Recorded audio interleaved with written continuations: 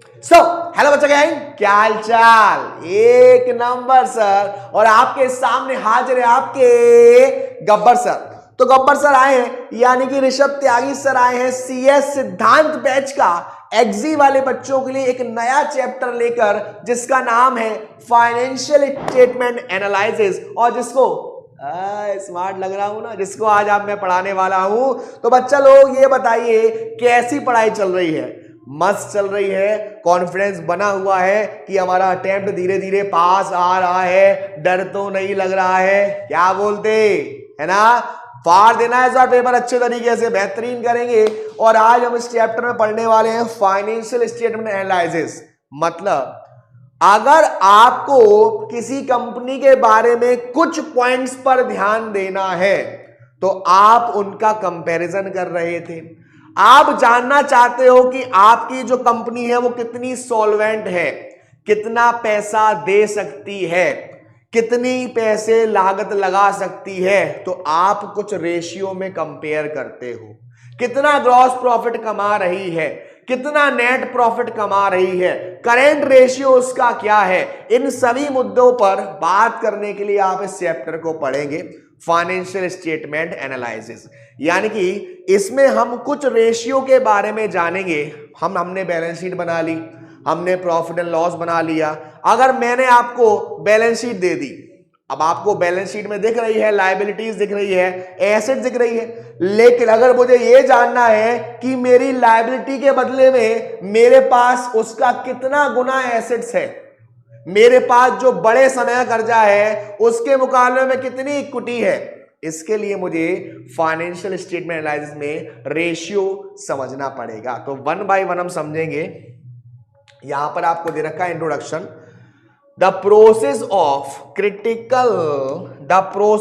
critical evaluation of the financial information contained in the in order to understand and make decision regarding the operation of the firm or entity is called financial statement analysis। एक ऐसी process जिससे आप financial information में से वो चीज निकाल रहे हो जो आपके काम की है, जो आपको समझ में आ रही है, जिसको देखकर आप कोई डिसीजन ले सकते हो, आप उस डिसीजन पर रिलायबल हो, निर्भर हो। इस पूरी प्रोसेस को हम कहते हैं फाइनेंशियल स्टेटमेंट एनालिसिस। आगे क्या कह रहा है आपसे? हाँ, it is basically a study of relationship among various financial fact and figures as given in a set of financial statement and the interpretation gained aside into the profitability and operational efficiency। यानी कि understand करना, relevance देखना, reliability check करना, ये सभी हमारी financial statement analysis का part है। चलिए, तो यहां पर जिसकी मैंने बात करी, the following are all qualitative characteristic of financial statement. ये सारी हमारी क्वालिटेटिव, क्या क्वालिटेटिव फाइनेंशियल इंस्ट्रूमेंट जो हम करते हैं उसमें आएगा। जैसे कि आपकी अंडरस्टैंडेबिलिटी, पहले आप समझोगे कि फाइनेंशियल इंफॉर्मेशन में हो क्या रहा है, रेलिवेंस, रिलायबिलिटी, उस डिसीजन को लेकर आप किसी और डिसीजन को ले सकते हो, आप उस कंसेप्ट पर निर्भर हो सकते हो, और उसके साथ साथ आप कंपेयर कर सकते हो कि भाई इतना मेरे पास करंट एसेट्स तो इतना करंट लायबिलिटी, इतना मेरे पास कुछ एसेट्स तो इतना करंट लायबिलिटी, इतना मेरे पास डेप्ट तो उसके मुकाबले इतना मेरे पास इक्विटी। तो सबसे पहले ये आपको दे रखा है, अंडरस्टैंडेबिलिटी का मतलब क्या होता है? The information must be readily understandable to user of the financial statement. This means that information must be clearly presented with additional information supplied in the supporting footnote needed to assist in clarification. आपकी जो financial information है वो ऐसी होनी चाहिए जो मुझे समझ में आए। अगर कोई एडिशनल चीज आपको उसमें लगानी है तो वो भी जोड़ दो बैलेंस शीट में फुटनोट का इस्तेमाल करके, बस मुझे वो समझ में आना चाहिए, मैं उसे देखकर कुछ डिसीजन लेना चाहता हूं। Relevance, the information must be relevant to the need of the user which is the case when the information influence their economic decision. This में involve reporting practically relevant information whose omission could influence the economic decision of user. आपकी financial information में कोई भी ऐसी information missing ना हो जो हमारे इन्वेस्टर्स के डिसीजन को इन्फ्लुएंस कर सकती है। यानी हर वो इंफॉर्मेशन आपके फाइनेंशियल स्टेटमेंट में होनी चाहिए जो हमारे लिए बहुत ज्यादा जरूरी है। Reliability, the information must be free of material error and bias and not misleading. Thus, the information should faithfully represent transaction and other event, reflect the underlying substance of event and prudently represent. यानी कि आप उस information से कोई decision लेना चाहते हो तो आपके वो डिसीजन ऐसे होने चाहिए जो मैं आंख बंद करके उस पर डिसीजन ले रहा हूं और वो 100% सच हो।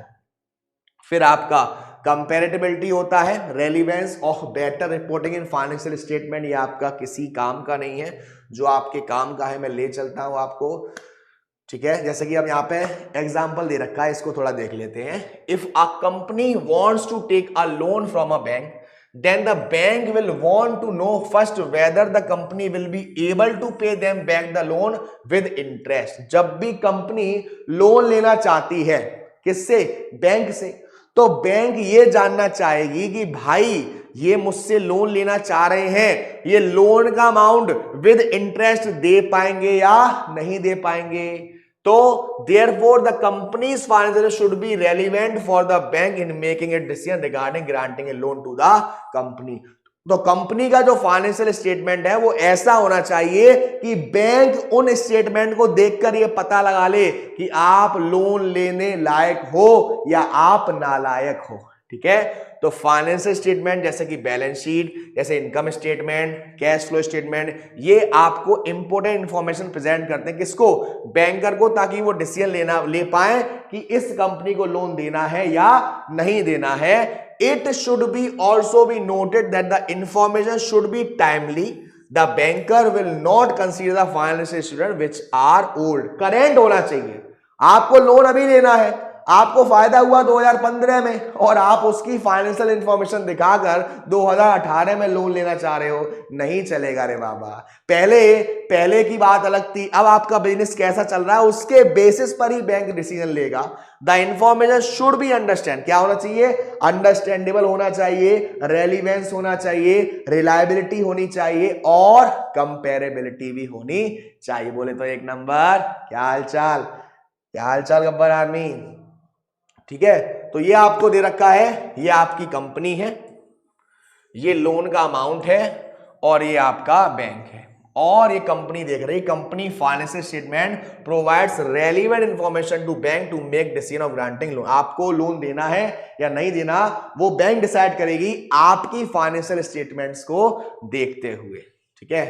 चलिए आपको दूसरा एग्जांपल दे रखा है, usage and features of ratio analysis. क्या है रेशियो एनालाइसिस? हम इसका क्या करेंगे? चार्ट डालेंगे क्या सर? नहीं सर, देखिए ratio analysis refers to the analysis of various pieces of financial information. अब मान लो ये मेरे पास फाइनेंशियल इंफॉर्मेशन है, अब इन सभी में जो अलग अलग पॉइंट्स की मैं स्टडी करना चाहता हूं, करंट एसेट्स के हिसाब से करंट लायबिलिटी कितना, फिक्स एसेट्स के हिसाब से नॉन करंट लायबिलिटी कितना, डेब्ट के हिसाब से इक्विटी कितना, इसको मैं अगर करना चाहता हूं तो मुझे किसकी जरूरत पड़ेगी? रेशियो। यानी कि हमारे फाइनेंशियल स्टेटमेंट के अलग अलग पीसेस को मैं देखना चाह रहा हूं, अलग अलग पीसेस को कंपेयर करना चाह रहा हूं, तो मुझे रेशियो की जरूरत पड़ती है। तो there are mainly used by external analyst to determine various aspect of a business. देखते हैं कि हमारी कंपनी प्रॉफिटेबल है या नहीं है, लिक्विडिटी कैसी है, यानी कि जब जरूरत पड़ जाए,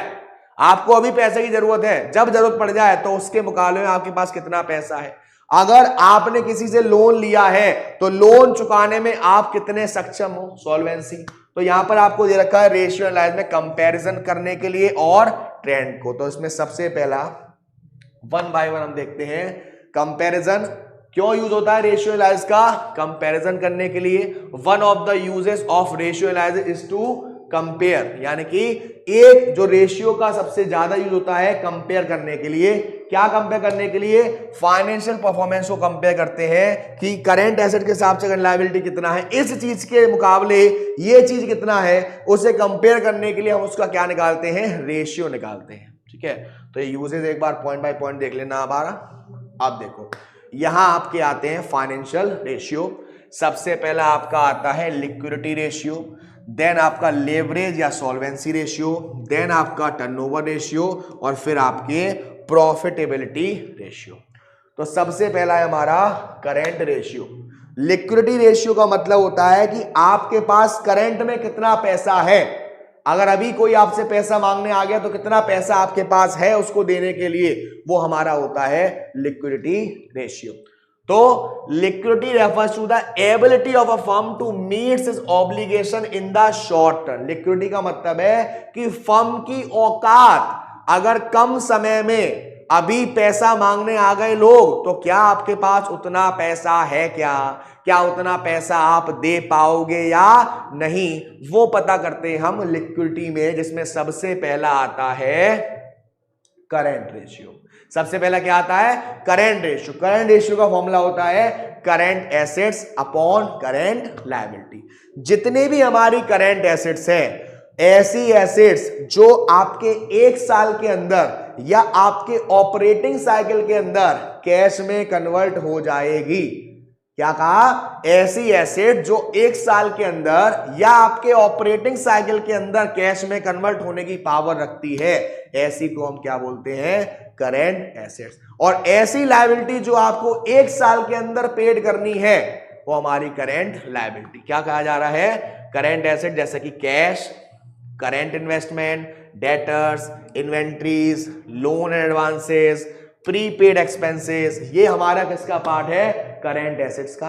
और बात करी जाए करंट लायबिलिटी की, तो करंट लायबिलिटी में लोन सिक्योर्ड हो या अनसिक्योर्ड हो, फिर उसका आपका क्या हो सकता है? करंट लायबिलिटी में हमारे क्रेडिटर्स हो सकते हैं, हमारा बीपी हो सकता है, हमारा आउटस्टैंडिंग एक्सपेंसेस हो सकता है। तो जब आप सारी करंट एसेट्स को जोड़ोगे और सारी करंट लायबिलिटी को जोड़ोगे और करंट एसेट्स में से करंट लायबिलिटी को डिवाइड करोगे, यानी कि current ratio equal to current assets upon current liability, तब आपका निकल गया करंट रेशियो। यानी कि जितनी आपके पास करंट लायबिलिटी है उसके मुकाबले में आपके पास करंट एसेट्स कितनी है। बेसिकली हमारे पास जो आइडल रेशियो होना चाहिए वो होना चाहिए 2:1, यानी कि करंट एसेट्स आपके पास करंट लायबिलिटी के मुकाबले दुगनी होनी चाहिए, तो हमारा वो एक आइडल रेशियो माना जाता है।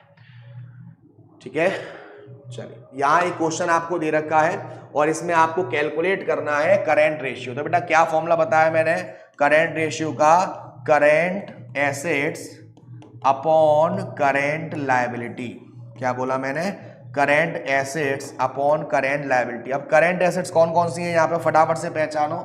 इन्वेंट्री हमारी करंट एसेट्स है, ट्रेड रिसीवेबल हमारी करंट एसेट्स है, एडवांस टैक्स करंट एसेट्स है, cash and cash equivalent current assets है। तो 50,000, 50,000 1 लाख और 1,04,000 और 1,34,000, 1,34,000। और करंट लायबिलिटी क्या है हमारा? ट्रेड पेबल करंट लायबिलिटी है, short term borrowings current liability है, ये हो गया 1,04,000। इसको आप सॉल्व कर लोगे आपका आंसर आ जाएगा, लेकिन मुझे नहीं लगता कि 2:1 आएगा, 1 पॉइंट कुछ आएगा इस टू 1। तो ये हमारा होता है करंट रेशियो। अब इन सभी को समझाने के लिए मैं आपको एक चीज बताता हूं। देखो, आप लोगों ने बैलेंस शीट को अच्छे से देखा होगा और आई होप कि आपको बैलेंस शीट के बारे में बहुत अच्छे से जानकारी होगी। क्या बोलते है ना? है कि नहीं? है सर। अब इसमें आपको मालूम है कि एक साइड हमारी क्या होती है? लायबिलिटीज, एक साइड क्या होती है हमारी? एसेट्स। एक साइड क्या होती है? लायबिलिटीज, और एक साइड हमारी क्या होती है? एसेट्स होती है। आपको मालूम है कि total of this side is equal to total of this side. कभी कभी आपको डायरेक्ट करंट एसेट नहीं दिया होगा, कभी कभी आपको करंट लायबिलिटी डायरेक्ट नहीं दिया होगा, आगे चल के जब डेब्ट इक्विटी रेशियो होगा वहां भी ये काम आएगा। तो 1 बाय 1 हम समझते हैं। सबसे पहले लिया हमने ए पॉइंट, बी पॉइंट और सी पॉइंट, और यहां पर एसेट्स में डी पॉइंट और ई पॉइंट। ये 5 पॉइंट लिए हमने, A B C D E, A B C D E. A में हमने लिए इक्विटी को, जिसमें क्या क्या आता है? शेयर होल्डर्स फंड आते हैं, रिजर्व एंड सरप्लस आता है, money issued against share warrant आता है, एप्लीकेशन पेंडिंग मनी वाला आता है, ये सब किस में आता है, इक्विटी में आता है, जिसको मैंने कर दिया ए।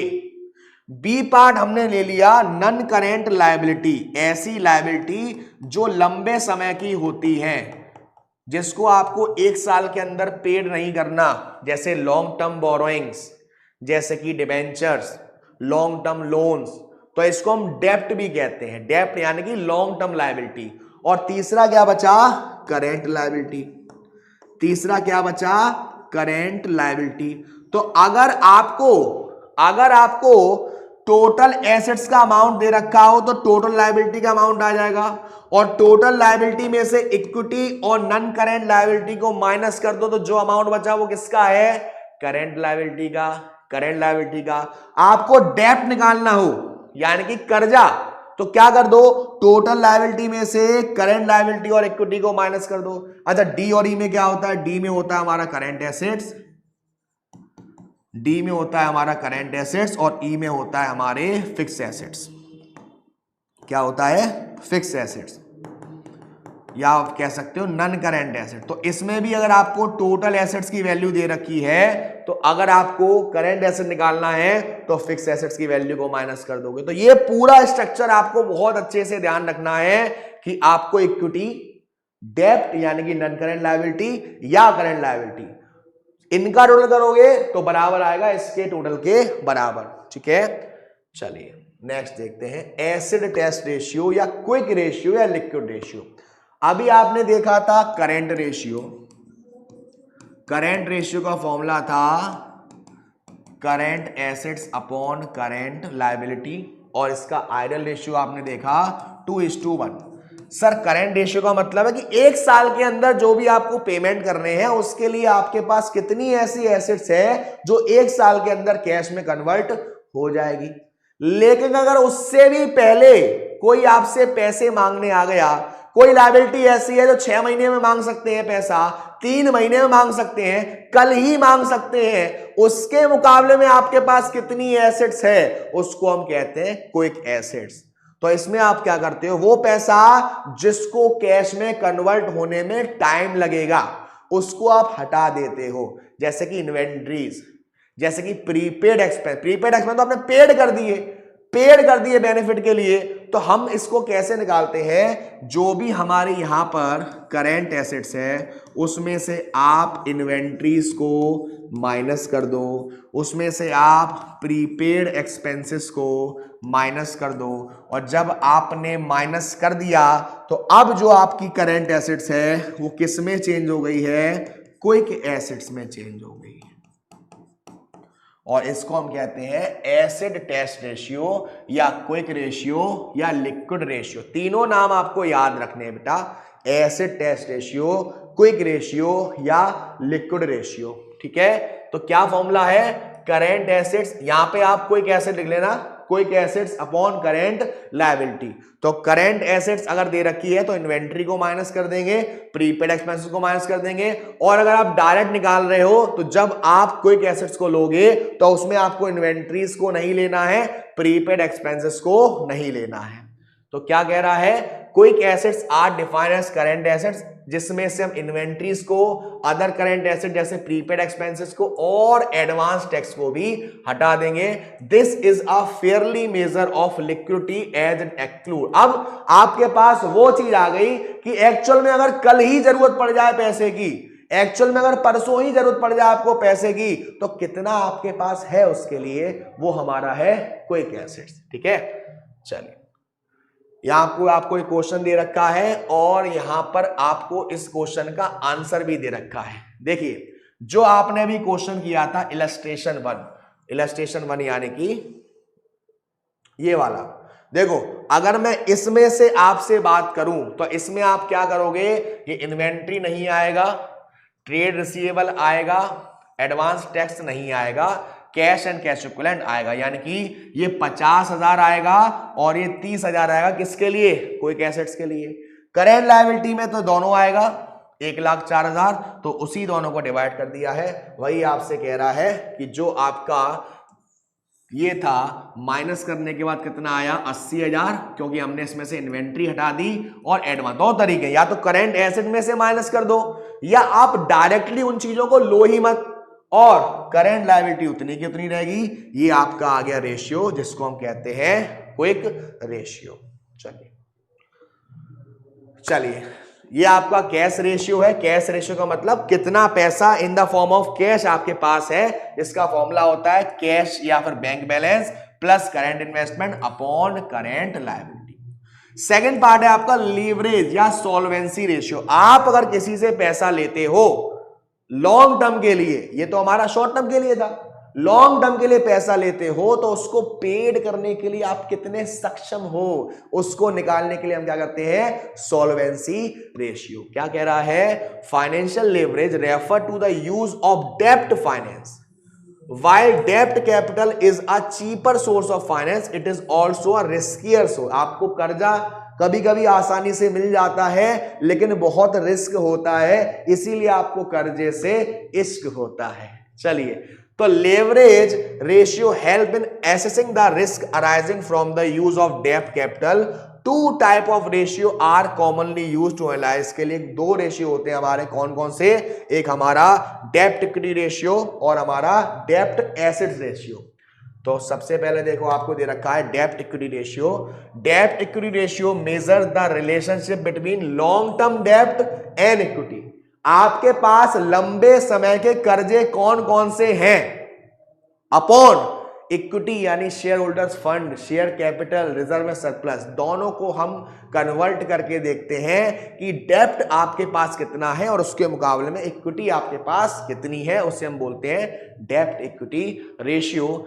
आपसे क्या कह रहा है, इफ डेब्ट component of the total long fund employed is small, outsider feel more secure from security point of view. Capital structure with less डेब्ट and more equity is consider favourable as it reduce the chance of बैंकरप्टी। इसीलिए इसका जो idol ratio होता है वो होता है 2:1, यानी जो आपके पास आइडल रेशियो किसका, डेब्ट इक्विटी का, वो 2:1 होना चाहिए। हाउएवर इट में इंडस्ट्री टू इंडस्ट्री चेंज होता है, इंडस्ट्री टू इंडस्ट्री चेंज होता है। अब अगर बात करी जाए डेब्ट की, डेब्ट में क्या होता है, लॉन्ग टर्म डेब्ट, और बात करी जाए शेयर होल्डर फंड की, तो शेयर होल्डर फंड में क्या होता है, वो आपको दे रखा है share capital, reserve surplus, money received against share warrant और शेयर एप्लीकेशन मनी। और लॉन्ग टर्म डेब्ट में जो लंबे समय का कर्जा है, लॉन्ग टर्म बोरोइंग्स है, लॉन्ग टर्म्स आपका डिवेंचर्स है ना, लॉन्ग टर्म्स लोन है, ये सारा हमारा क्या है, डेब्ट में आ जाएगा। चलिए, अब यहां पर आपको और तरीका दे रखा है। अगर आपको शेयर कैपिटल निकालना हो तो आप कैसे निकाल सकते हो, equity share capital plus preference share को प्लस करके। शेयर होल्डर इक्विटी निकालना, जो मैंने भी आपको बताया था कि इस साइड आपकी नॉन करेंट एसेट्स था, इस साइड आपकी करेंट एसेट्स था, इस साइड आपकी करेंट लायबिलिटीज था, उनको माइनस करके भी आप निकाल सकते हो। चलिए, तो ये आपके सामने एक क्वेश्चन है, इसमें आपको निकालना है डेब्ट इक्विटी रेशियो। तो देखो यहां पर आपको सबसे पहले अगर मैं इक्विटी की बात करूं, सबसे पहले अगर मैं इक्विटी की बात करूं तो आपको क्या क्या चीजें रखी हैं, शेयर कैपिटल दे रखा है, रिजर्व में सरप्लस दे रखा है, share application money, pending allotment दे रखा है। ये सभी किसका पार्ट है बेटा, इक्विटी का पार्ट है। तो ये आपका 8 लाख, ये आपका 9 लाख और ये आपका 11 लाख आपके पास क्या है, इक्विटी है।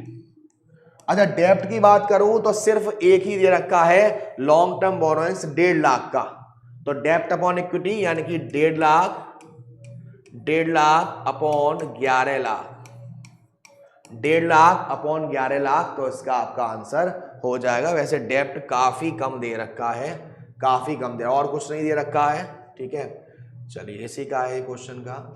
डेब्ट टू कैपिटल एम्प्लॉयड रेशियो, इसको हम डेब्ट एसेट रेशियो भी कहते हैं। तो डेब्ट to capital employed ratio refer to the ratio of long term डेब्ट to the total of external and internal fund, यानी कि वो पैसा जो हमारा है या बाहर वालों का, यानी कैपिटल एम्प्लॉयड भी है और नेट एसेट्स भी है। तो इसको हम ऐसे भी कह सकते हैं, लॉन्ग टर्म डेब्ट upon capital employed, capital employed यानी कि net assets. Capital employed is equal to the long term डेप्ट प्लस शेयर होल्डर्स फंड। क्या बोला मैंने आपसे, जो आपके लंबे समय के कर्जे हैं और जो आपके शेयर होल्डर्स फंड है, दोनों को अगर जोड़ लोगे तो आपका क्या हो जाएगा, कैपिटल एम्प्लॉयड। या ऐसे भी कह सकते हो कि एसेट्स में से, सारी एसेट्स में से करंट लायबिलिटी को हटा दिया, सारी एसेट्स में से करंट लायबिलिटी को हटा दिया। भाई इधर सारी एसेट्स थी अभी थोड़ी देर पहले, इधर तीन फॉर्म थे, इक्विटी, डेब्ट और करंट लायबिलिटी, और मैंने आपसे क्या कहा, कैपिटल एम्प्लॉयड में इक्विटी प्लस डेब्ट। तो अगर आपने करंट लायबिलिटी हटा दिया तो ऑटोमेटिकली क्या आ गया, कैपिटल एम्प्लॉयड। ठीक है, चलिए अभी आपको दे रखा है, जो अभी आपने डेब्ट इक्विटी रेशियो करा था उसी हिसाब से इसको करना है आपके लिए, कि कंपनी ने आपके 40 लाख आपके निकाले हैं क्या, शॉर्ट टर्म लायबिलिटी, 70 लाख आपकी लॉन्ग टर्म लायबिलिटी। तो डेब्ट आपको इसमें कितना दिख रहा है, आपको डेब्ट आपको कितना दे रखा है, 70 लाख दे रखा है। उसी के साथ साथ आपको यहां पर देखो प्रेफरेंस स्टॉक दे रखा है, माइनॉरिटी इंटरेस्ट दे रखा है और 8 लाख। इन तीनों को प्लस कर लेंगे तो ये हमारी किसका पार्ट बन जाएगा, इक्विटी का पार्ट बन जाएगा। तो डिवाइड करके आपका आंसर आ जाएगा। चलिए तीसरा इंटरेस्ट कवरेज रेशियो। अभी कुछ जब शुरू हुआ था, जब बैंक की बात आई थी, जब बिल्कुल शुरुआत में आपका ये चैप्टर स्टार्ट हुआ था, तब मैंने कहा था कि जब बैंक आपको लोन देना चाहेगी तो देखेगी कि क्या आप कैपेबल हो लोन का अमाउंट देने के लिए प्लस जो ब्याज देनी पड़े उसके लिए।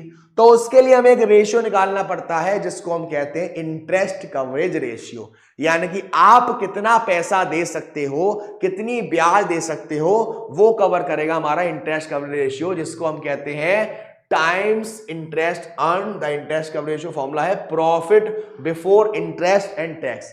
जब आपने इंटरेस्ट दी, यानी आपने कर्जा ले रखा था, उसकी ब्याज दी और टैक्स दिया, उससे पहले प्रॉफिट कितना था, डिवाइडेड बाय जो भी आपको लंबे समय के डेट ले रखे हैं, कर्जे ले रखे हैं, उस पर ब्याज जो दे रहे हो वो दोनों को डिवाइड कर दो तो आपका आ जाएगा इंटरेस्ट कवरेज रेशियो। देखिए profit before interest and tax are used in the numerator of this ratio because the ability of firm to pay interest is not affected by tax payment, as interest on debt fund is a tax deductible expenses.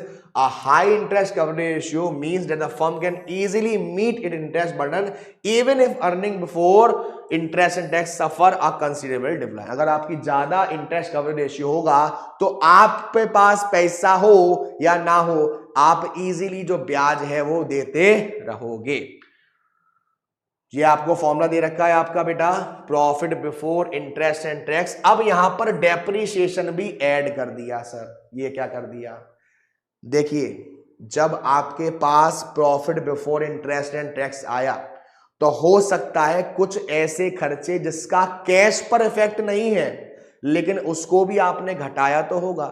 Depreciation हुआ, कुछ और खर्चे हुए, कुछ और expenses हुआ, वो actual में नन कैश एक्सपेंसेस है, लेकिन उसके चक्कर में जो आपकी अर्निंग है वो पैसा तो गया नहीं, लेकिन डेप के चक्कर में आपने उससे घटाया होगा, इसीलिए हम उसको क्या कर देंगे, प्लस कर देंगे। तो यहां पर आपको फॉर्मूला दे रखा है profit before interest and tax plus depreciation upon डेप्ट इंटरेस्ट। जो आपने लंबे समय कर्जे ले रखे हैं उस पर जो ब्याज दे रहे हो उसको डिवाइड कर दोगे।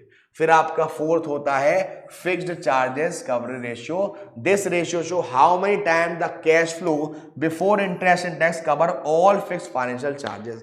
आपके पास कैश का फ्लो कैसा भी हो, लेकिन जो खर्चे आपके पास फिक्स हैं उसको आप कितने टाइम्स पे कर सकते हो वो आपका बताता है फिक्स्ड चार्जेस का फॉर्मूला, वही profit before interest and tax पर depreciation upon repayment of loan interest. जब आप ब्याज चुका रहे हो लोन की तब आप इसको निकालते हो।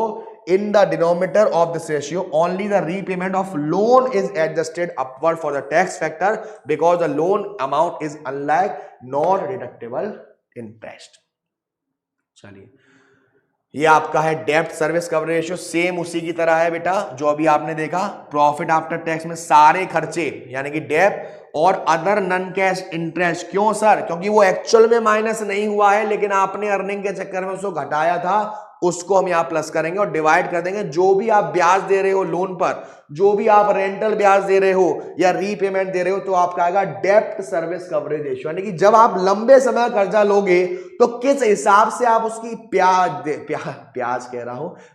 देने के लायक सक्षम हो। चलिए,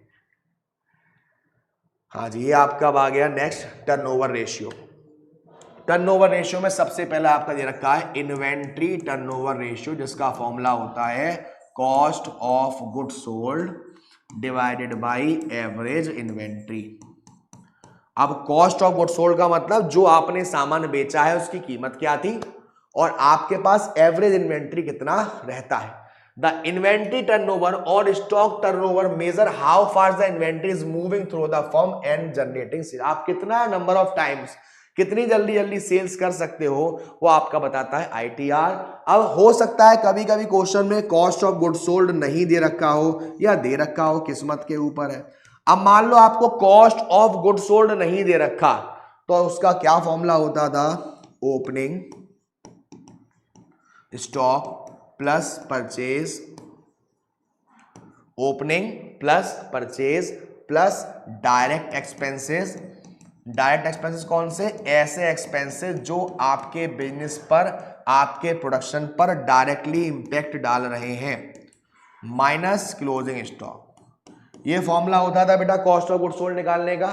क्या होता था, opening stock plus purchase plus direct expenses और माइनस क्लोजिंग स्टॉक। एक तो ये तरीका होता था। एक दूसरा होता था हमारे पास ग्रॉस प्रॉफिट में, ग्रॉस प्रॉफिट में क्या होता था, sales minus cost of goods sold, ये फॉर्मूला होता था।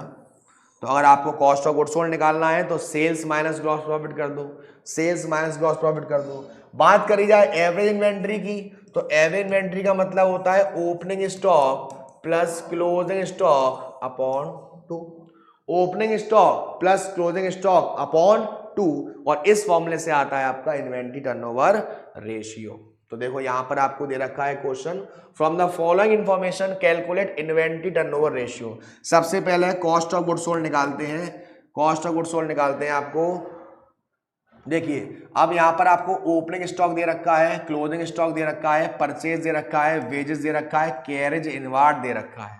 तो देखिए फॉर्मूला लगा देंगे, परचेज कितना है 46,000, ओपनिंग स्टॉक कितना है 18,000, वेजेस कितना है 14,000, कैरेज इनवार्ड भी आपका क्या है, एक डायरेक्ट एक्सपेंसेस है, और माइनस क्लोजिंग स्टॉक कितना है 22,000। तो ये कितना आ जाएगा 46,000 और 40,000 और 18,000, ये हमारा हो जाएगा 64,000 प्लस 14 प्लस 4 और माइनस 22। तो यानी कि आपका टोटल करके आएगा 14 और 4 18, 4 और माइनस के 60,000 आ जाएगा। 60,000 आपका क्या आ गया, कॉस्ट ऑफ गुड्स सोल्ड। अब एवरेज स्टॉक कितना है, ओपनिंग प्लस क्लोजिंग अपॉन 2, 40,000 को 2 से डिवाइड करेंगे तो 20,000 आ जाएगा।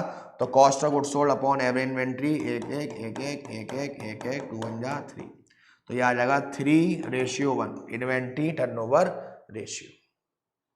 चलिए अब दे रखा है debtor turnover. Debtor turnover, debtor turnover का मतलब है कि जब आप किसी को उधार सामान बेचते हो, उधार सामान बेचते हो तब हम इस रेशियो को निकालते हैं। अब जब उधार सामान बेचोगे तो यहां पर हम कैश सेल्स लेंगे या क्रेडिट सेल्स लेंगे, सर क्रेडिट सेल्स लेंगे। This ratio show how many times sundry debtors यानी account receivable turn over during the year, कितने साल आपने अपने जो सामान था, सेल्स था, उसको उधार में करते रहे, बेचते रहे, कितने टाइम्स, उसके लिए आपका है डेटर। और कितने टाइम आप परचेस करते रहे तो उसके लिए आपका आएगा क्रेडिटर टर्नओवर रेशियो। तो क्या फॉर्मूला होता है, net credit sales upon average sundry debtors. Average sundry debtor का formula opening debtors plus closing debtors upon 2। और अगर आपको सेल्स दे रखी है तो उस सेल्स में से आपको कौन सी सेल्स लेनी है, क्रेडिट सेल्स लेनी है। तो if the figure for net credit sale is not available, one may have to make do with the net sales figure. Obviously, the higher the debtor turnover, the greater the efficiency for credit management. अब यहाँ पर again क्या रखा है, the average collection period. अब average collection period का मतलब क्या होता है कि भाई आपने आईटीआर निकाल दिया पूरे साल का 10 टाइम्स, पूरे साल में आप 10 बार चक्कर घुमा रहे हो, कितने महीने बाद, उसको निकालने के लिए आप करते हो एवरेज कलेक्शन पीरियड. फिर आपका दे रखा है fix assets turnover ratio. Fix asset turnover ratio का मतलब है द रेशियो मेजर सेल्स पर rupee of investment in fix assets. Formula net sales upon average net fix asset. Net sales का मतलब दोनों ही सेल्स आ जाती है बेटा इसमें, कैश और क्रेडिट. देन आपका total asset turnover ratio, same net sales upon average net total assets. अब सर दोनों में फर्क दिख रहा है, यहां फिक्स एसेट्स है और यहां टोटल एसेट्स है. ठीक है, चलिए. अब आपका लास्ट जो रेशियो है वो है प्रॉफिटेबिलिटी रेशियो. जिन रेशियो को देखकर आप बता सकते हो कि हमारी कंपनी फायदे में चल रही है या घाटे में चल रही है. कितना ग्रॉस प्रॉफिट है, कितना नेट प्रॉफिट है, कितना ईबीआईटी है, उस सबको निकालने के लिए हम निकालते हैं profitability ratio. Profitability reflect the financial result of business operation. There are 2 types of profitability ratio, profit margin ratio और रेट ऑफ रिटर्न. कितना आपको प्रॉफिट हो रहा है और आपने कहीं पर पैसा लगा दिया तो उससे आपको कितना रिटर्न मिल रहा है, ये 2 टाइप में निकाले जाते हैं. सबसे पहला होता है ग्रॉस प्रॉफिट मार्जिन, जिसका फॉर्मूला होता है gross profit upon net sales या रेवेन्यू. अब यहाँ पे ग्रॉस प्रॉफिट रेशियो निकालोगे तो फॉर्मूला हो जाएगा gross profit upon sales into 100. Gross profit को कैसे निकाल सकते हो, sales minus cost of good sold, आपका ग्रॉस प्रॉफिट आ जाएगा. सेल्स आपको दिया होगा, gross profit upon sales into 100 से आप ग्रॉस प्रॉफिट मार्जिन निकालते हो. Gross profit define as the difference between net sales and cost of goods sold. Gross profit का मतलब है जो आपने सेल्स करी और जो आपने सेल्स करी उसकी कीमत कितनी थी गुड्स की, जितने का फायदा हुआ वो आपका ग्रॉस प्रॉफिट है. अगर आपने घाटे में बेच दिया तो वो आपका ग्रॉस लॉस कहलाता है. This ratio show the margin left after meeting manufacturing cost. सारे खर्चों को माइनस करने के बाद आपने जब सेल्स करी तो आपके पास कितना प्रॉफिट हुआ, वो आपका होता है gross profit. It measure the efficiency of production as well as pricing. आपकी एफिशिएंसी को भी मेजर करता है और आपकी प्राइसिंग को भी ये मेजर करता है. अब इसमें वेरियस एलिमेंट जैसे लेबर है, मटेरियल है, मैन्युफैक्चरिंग ओवरहेड टू सेल्स में भी स्टडी इन डिटेल. अब आपका आता है इबिक्टा margin.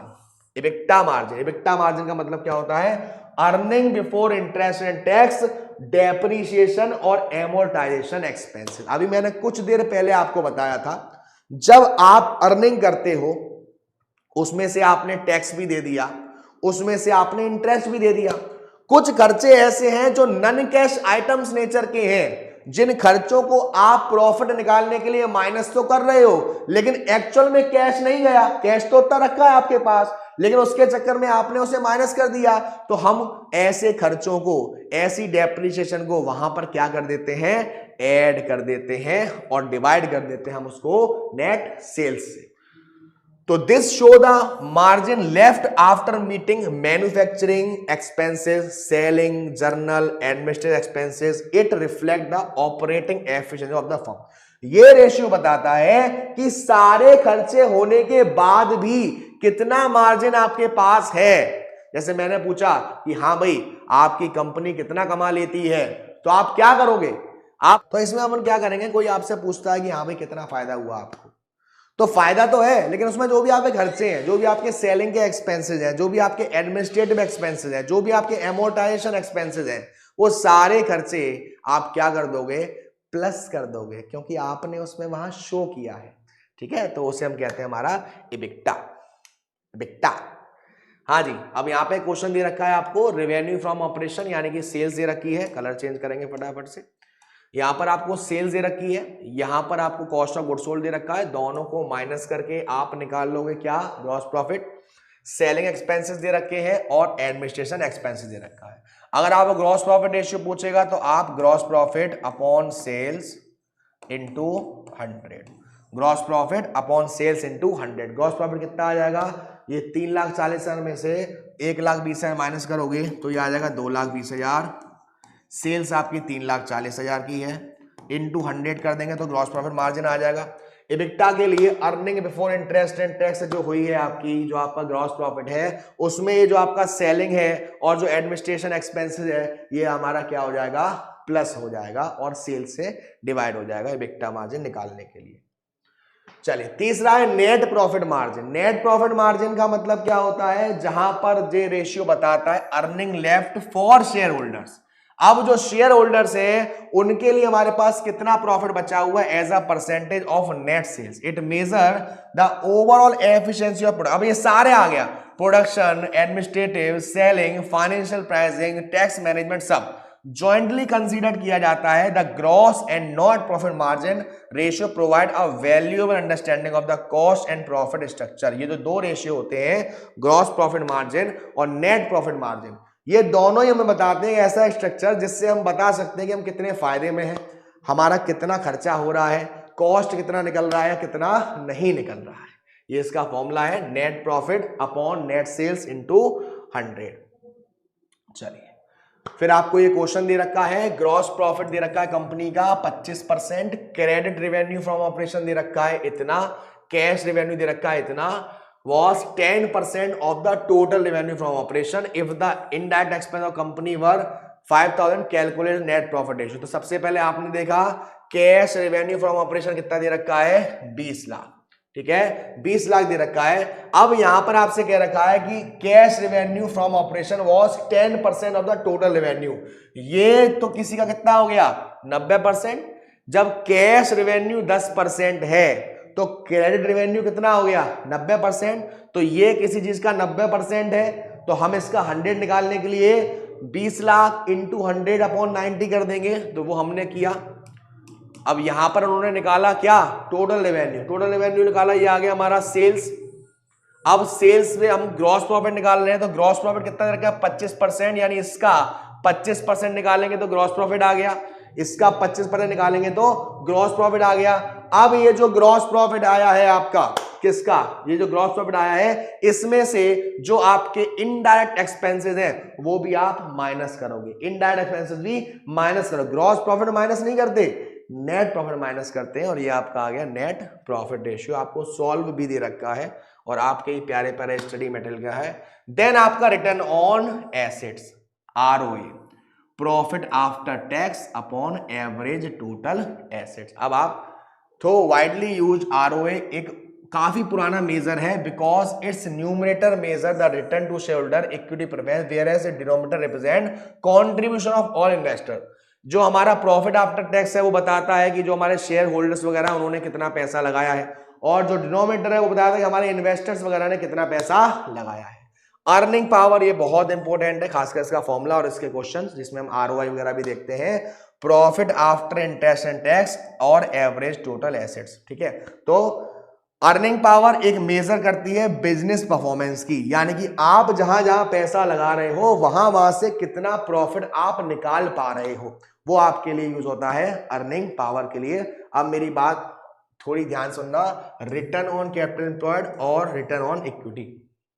Return on capital employed का मतलब है कि जहां पे आपके जो शेयर कैपिटल है, रिजर्व एंड सरप्लस है, मनी इशूड है शेयर वारंट की या पेंडिंग अलॉटमेंट है, उसमें आपको कितना रिटर्न मिल रहा है, कितना फायदा मिल रहा है आपके शेयर होल्डर्स को, profit before interest and tax upon average total assets. और रिटर्न ऑन इक्विटी ये आपका आ गया शेयर होल्डर्स फंड्स के बारे में, ठीक है।